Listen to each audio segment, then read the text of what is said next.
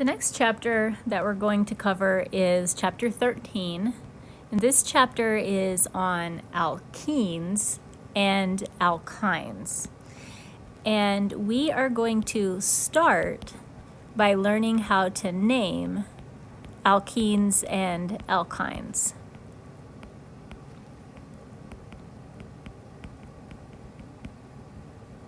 Before we get into naming, let's just remember about alkenes and alkynes. Alkene and alkyne is a type of functional group. So if we go back to this table, 11.2 that you saw in the first week of the quarter when you were learning about functional groups, here are the alkene and alkyne functional groups. And the distinguishing characteristic of these functional groups is in the alkene, we have somewhere in the molecule a carbon-carbon double bond, and in the alkyne, somewhere in the molecule, we have a carbon-carbon triple bond. So let's draw some examples of each, and let's write that down. Alkene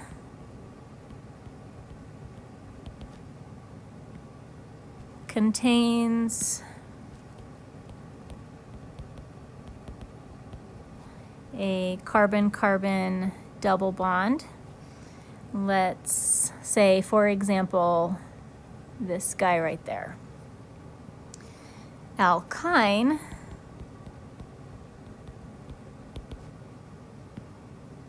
contains a carbon-carbon triple bond, and here's one. One thing you'll notice about the way that we draw the line structure of an alkyne, we don't zigzag.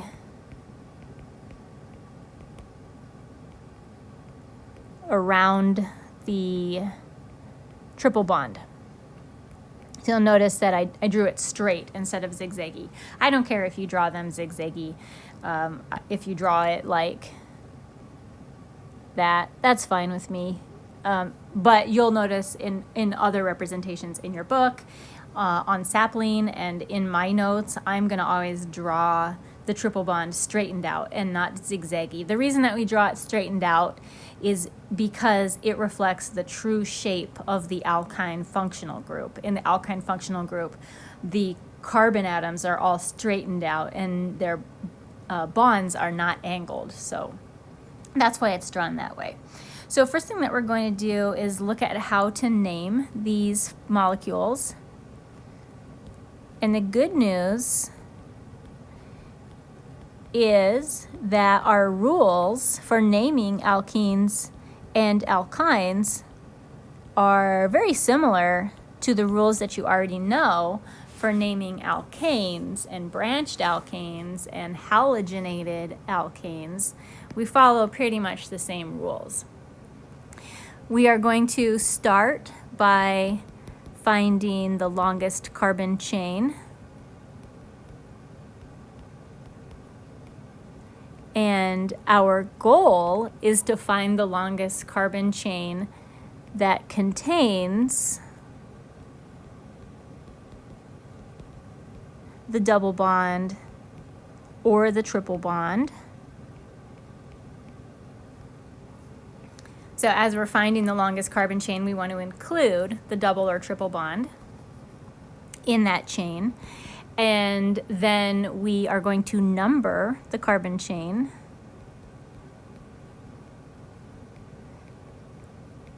And we will do this starting at the end that is closest to the double bond or triple bond. So this should sound very familiar to you. We are then going to locate the position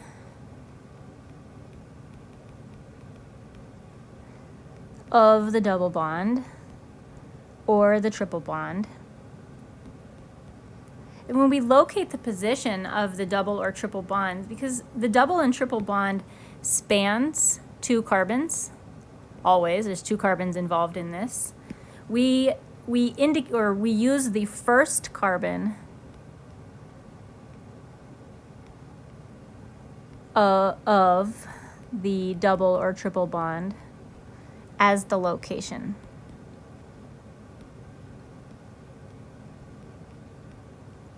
That will make more sense when we start doing some examples. Use the first carbon. And the last thing that we do, and this is a new thing, we change the ending of the name of the parent chain. Remember, the parent chain is the longest continuous chain of carbons. We change the ending of the name of the parent chain from it's something ane, like butane, pentane, hexane. We change that name ending from ane to either ene